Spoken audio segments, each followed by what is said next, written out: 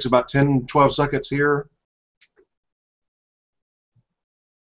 Well, Anna Faris, you're on CBS now with Mom. What made you want to do this particular show when you've got such a great film career going as well? Oh, well, thank you for saying that.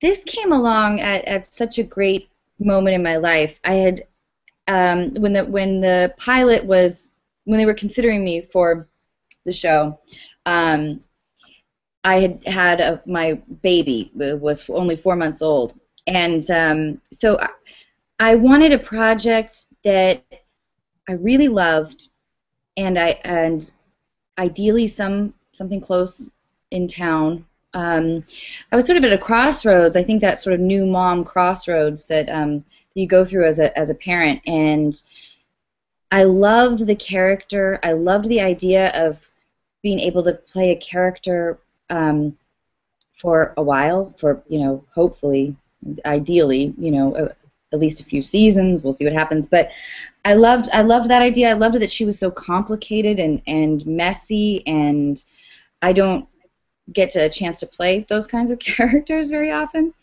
So I loved that, and Chuck Lorre being involved. This is his baby. It's really thrilling to work with him, and I could not love Allison Janney more. So I think it felt sort of like the perfect project at the perfect time. Well, tell me about working with Chuck Lorre, obviously one of the best TV producers in the business, and so many successful programs right now on CBS. What was that first meeting like, and what's he like in person? He is a brilliant man. When I first met him, he takes a little bit of time before he speaks. He pauses before he speaks, and in my awkwardness, I would try to fill in those pauses by saying, whatever dumb anecdote or, whatever story it was. And he would nod, he would sort of smile at me and indulge me, and then he would say something really profound and important. And he sees, I've never worked with anybody who sees the tiniest things and also has the focus on the whole picture. For instance, the other day we were shooting a scene, and he noticed that one of the porch lights was on. And he stopped and he said, "No, wait a minute, this is early evening. Is the porch light on yet?" And there was sort of a big discussion about whether the porch light should be on or it. So that's it, and that's fascinating, but it'll also kill a great joke if it interferes with any emotional beat. He's really concerned about the journey of these characters. It's amazing to watch him work, and everybody around him feels the same way. He works with a lot of people that he's worked with for years, and everybody says, he's this genius, and I feel really honored. I feel like I learn from him every time we interact. He's there for us all the time, and so I feel very fortunate. Well, because of his relationship with CBS, I'm sure he's got a lot of leeway that he and the other producers probably have a very long-term plan for what they want to do with these characters. Oh man, I hope so. They don't tell me anything. One time I said, "So Chuck, can I ask you sort of where my character's going or what we're going to do with this particular storyline?" And he said, "Well, you can ask me anything." And I was just speechless. What do you say to that? I was so curious at first to know sort of where like the storyline with my pregnant daughter was going to go. Like, how are we going to have an infant on set? What are we going to do with this storyline? And of course they don't tell me anything. And so I'm now relieved though, because the show is so intense for me from a day-to-day. On a day-to-day level, I really have to think of it sort of as one scene at a time, one moment at a time. And now I appreciate it that sort of like life, I don't know where it's going. Well, that's right. This character wouldn't know what's happening a week later or a month later or a year later, so why should you? Right, exactly. Well, I They mean, feel I'm just saying we don't know that in real life either, and that's a good thing, I think. I think so too. I think so too. It allows it keeps me in check. It makes sure they make sure that I don't get ahead of myself, that I'm not anticipating anything, that I'm not anticipating a storyline, or if I get into a fight with somebody that, I'm not angry with them before I should be, and so I do really appreciate it now. Now, you've done a lot of comedies, a lot of comedy films mainly. What's it like being in front of a studio audience where you have to wait for the laughter and listen for those punchlines? It is.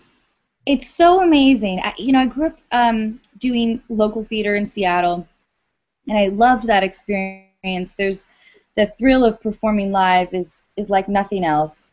Um, so it's so fun for me. Sorry, that's my baby monitor. It's so fun for me to return to that element a little bit, and we're also really fortunate because our audiences are obvious. They're so generous. They really want to be there, and they're on vacation, and they just want to laugh. So it's very rewarding. Even if you mess up, which I do all the time, they just love it. They feel like they're really experiencing they're seeing something intimate, and I love that too. It's not as similar to theater maybe as one would think, because there is such a give and take relationship. I mean, they really are a huge element, a huge part of this process. And when we have an audience that maybe isn't as enthusiastic, it affects us all. But we've been really fortunate. People have been so great, and a lot of times we'll hang out with the audience after the show. We'll engage with them during setups, and I love it. I love it. I'm not sure I could ever. I love this format so much that I hope that I get to continue doing it for a long time. I think the odds are in your favor on that. Now, you mentioned Allison Janney. Was she on board before you, or did you come on board first? I came on board first, and then Allison and Chuck had a professional relationship for quite some time, and I think they had developed something years ago together, and I think so when she came on board, I was thrilled. I didn't know her, but I had heard amazing things about her, and I can say that she is not only an amazing actress, but just an incredible person. We were so lucky to have her, and I think I learned from her all the time, and we're also really dear friends. Yeah, you already wanted to do the show, and then to have her come on afterwards, that's just a huge bonus. Oh, huge, huge. And we just, we giggle together. I think the writers have really sort of found our chemistry lately, and even though on the show my character has really conflicting feelings towards her character, being my mom, who had made a lot of mistakes, my character has so much love for her, and as I do personally, and I hope that really reads. I think in between like the bickering and sort of the tension, there really is a lot of love. I think we're going to chat with her in another week or two. What's something fun that I could ask her when she comes on board with us? Well, okay, let's think. She was an ice skater and also a dancer. She's an amazing dancer. She's an amazing athlete. She's got these incredibly long legs. She has a funny story, which maybe you could ask her about getting cast in The West Wing. They were, and she'll be able to tell you, apparently they were sort of all over the place in terms of the vision for her character, whether they wanted a man or a woman, age-wise, ethnicity-wise, and she's got a funny story about that. Okay, okay, we'll look forward to that. Now, we already talked about, I think at the very beginning, this subject matter on this show doesn't often find itself in a comedy, especially on a week-to-week basis. You've got rehab, you've got addictions, teenage pregnancy. I mean, there's a lot of things going on here. What do you feel about that in terms of a sitcom storyline? I love it. It feels risky, and daring, and you know, I love it because it feels like we're doing something that's different, that has a lot of. I love it when we sort of run emotionally deep. It's very satisfying for me as an actor, and I think it's there isn't much out there right now.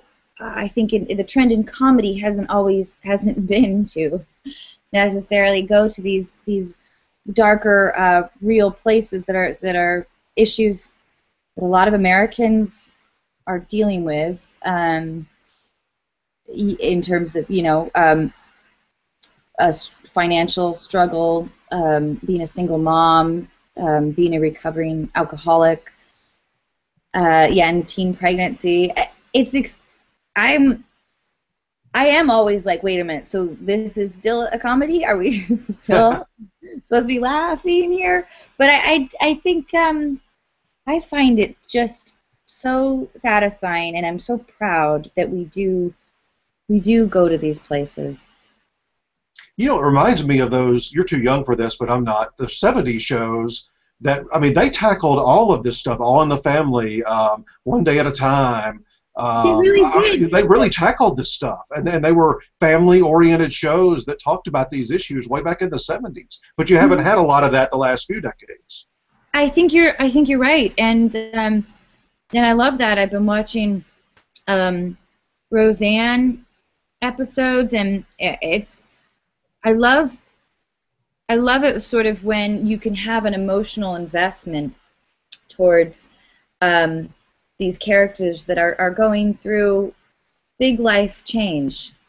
It's very exciting for me.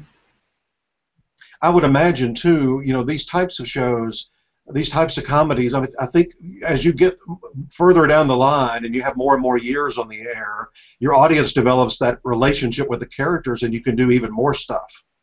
I hope so. Man, that would be the dream. I have noticed, since our show has been on the air, the audiences are so much. I mean, they were always very generous and wonderful, but they really are connected now in a great way. It's really exciting to feel like these people know who we are, and I can only imagine for shows that have been on the air for forever, you know, Big Bang Theory and Two and a Half Men, how they must have the best audiences you could imagine. Yeah, I love the idea that you can care about these people. Yeah, I've heard some of those actors that have been on shows for a long time. One that you were on, like Friends, where you're on there at the end. I've heard those people say that they even have to tell the audience. The audiences would start reacting to things that before the characters would even say them, because they knew what was coming next based on their relationship with those characters. Oh, that's so funny. We're not quite there yet, but that's amazing. We do have to tell people or tell the audience to not do the woos when people kiss. Yeah, some of those 70s shows I remember, like Happy Days or Laverne and Shirley, even early on Seinfeld, they had to warn the audience, you know, when Kramer comes in the door, you can't applaud. You know, you have to, this is not a play on Broadway. Yeah, it's really amazing to, every day I learn so much, and it is so different from film, and the whole process, getting the script on Monday and then performing a live show on Friday. I love the speed of of it all. I love the adrenaline. I love that when I get to work, we start rehearsal right away, and we act for 5-6 hours and block. And for me creatively, I just love that whole sort of the idea of like stepping up to the plate. And in film, you get a lot of leeway. You can get away with doing 20 takes sometimes if you need to, and sort of playing around, and you wait in your trailer for a long time while they're doing lighting, and you don't always do a scene. Like you'll do maybe 3 pages of a scene, and in this format, we'll do a 12-page scene twice, and it feels like, all right, this is when you have to really kind of prove yourself in a way. You know your lines, you're professional, you know how to, like, you're ready to deliver your best performance on the first take. I really enjoy it. You are putting on a play every week. Yeah. You really are. Speaking of Friends, I wanted to ask you, you come in at the very tail end of that whole run. They've been on the air, I guess, almost 10 years at that point, and you have a very pivotal character there at the end. By the way, we do our Gold Derby Awards every year, hundreds and hundreds of people on our website that watch TV practically for a living, even though it's a hobby for all of us. We all vote, and you got nominated that year as Best Guest Actress at the Gold Derby Awards in 2004. I looked it up, yeah. Oh, and that makes me so happy.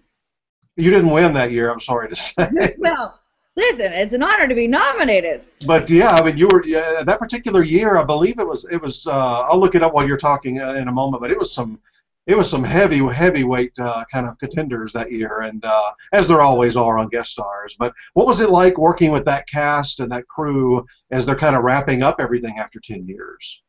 It was terrifying and amazing, and at that point too. I mean, that show was always so monumental, but at that point it felt like a huge responsibility and a big honor to be a part of the show in their final season. I was very intimidated. They were all very lovely to me, especially Courtney Cox and Matthew Perry. At the time, she was pregnant and she hadn't announced it to the press, and because she was so good to me, I think maybe because I was playing the character that was going to be having her character's babies,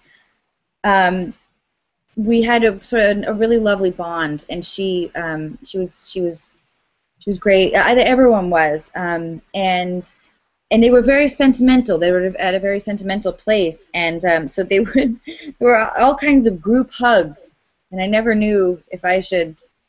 I didn't know, should I just back away? Occasionally they would bring me in sometimes, but it was just amazing. And to sit there in that coffee shop and that iconic apartment, it was just thrilling. I was going to tell you who you were nominated against that year. Blythe Danner, Georgia Engel, Laura Linney, Laurie Metcalf, Mira Sorvino, and the winner that year was Julia Louis-Dreyfus on her Arrested Development guest role. Oh my gosh, that's amazing! I just got chills. What a great group of people to be. You'd hang out with that group anytime, wouldn't you? Oh man, I would love that. Who's better than Julia? She's incredible. Speaking of award, we've talked about awards a lot on our website. That's mainly what we do. One of your biggest nominations in your career was the SAG Award Ensemble nomination for Brokeback Mountain. What was that experience like? That was amazing. I'm in only, I think, maybe 30 seconds of the movie, but I got to, as soon as that script was sent my way, you just knew it was something incredibly special. It was so well written, and Ang Lee, so I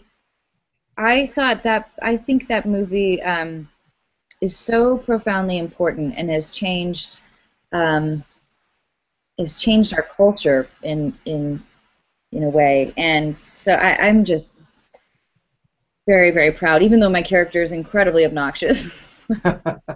Well, another you were in a Best Picture nominee. Another one which was lost in translation. And Brian in our chat room right now wants to know what your experience was like on that film. That was amazing. I auditioned for that movie very early on, and I didn't hear anything back. And I think the script was only about 70 pages long. It was a very mysterious project in Hollywood. You know, a lot of my agents didn't really know what to make of it, and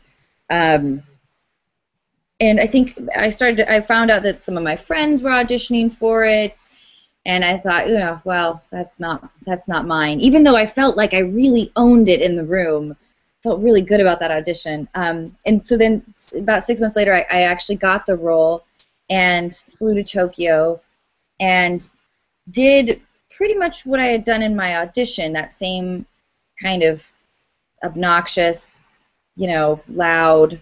I think I had a lot of physicality. I was constantly, kicking and waving my arms. I remember thinking that tonally I was completely out of place. I remember thinking everyone, Scarlett and Giovanni, everyone's acting way down here. Sort of like the early mumblecore movement or something.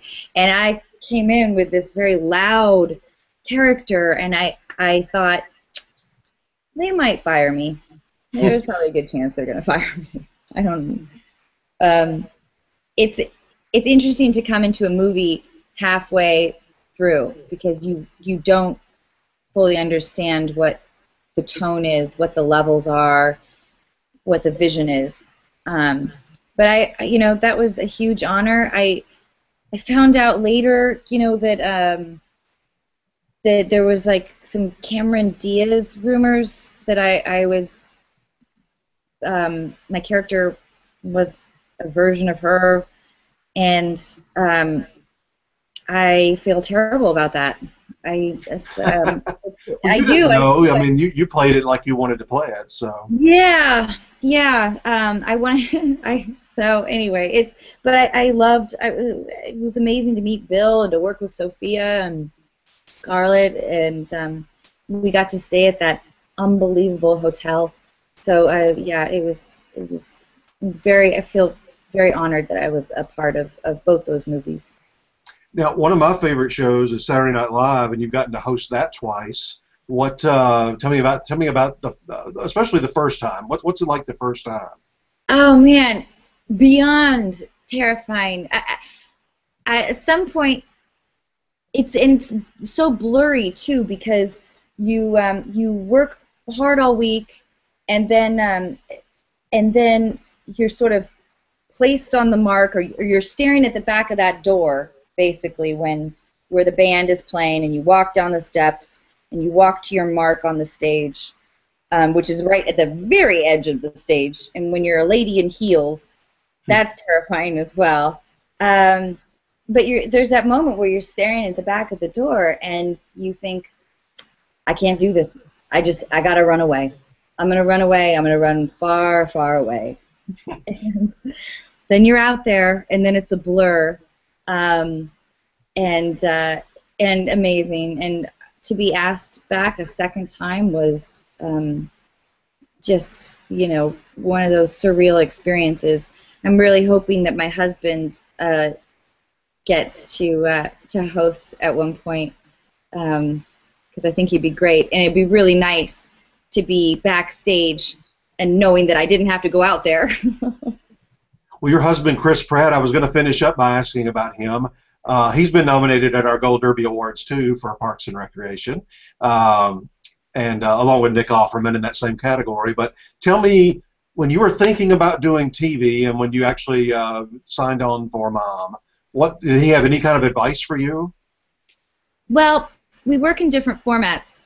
He did, when the actual script of Mom was delivered to our house in a very mysterious way. It was all very strange. He started reading it before I did, and he got to page 2, and he said, honey, I don't know what you're doing right now, but you have to read this. come read this. And he said, this is you. You need to play this character. And we talk a lot about acting. We talk a lot about joke delivery. You know, we both have made our career, at least initially, sort of playing maybe not the brightest people.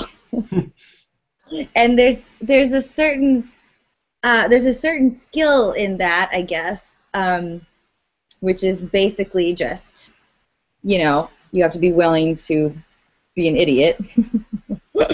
But so we do. He helps me a lot with sort of finding the perfect balance of sincerity and joke, and how much weight you put on a joke. And but this is a new format for him, and I am really hoping one of these days I can get him on the show, because I think we're both hams in personal life. So I think he would just love the live audience experience. Oh, I'd love to see him in front of a live audience. That would be, I think that would be a well-made match. Ooh, you have to tell him. Convince him. Well, he needs to come and join us for a web chat sometime. You've got the computer set up now. We can do that. I know. I would love to. Well, we'll set that up. Thank you so much for joining us today, and good luck with everything. Golden Globes and SAG Award nominations coming up soon. We hope to see your name on those lists. Oh, thank you so much. This really is the best job I've ever had, and I love it so much, and I feel very proud, and I hope that the people enjoy it. Well, thank you so much. Have a good week. Thank you.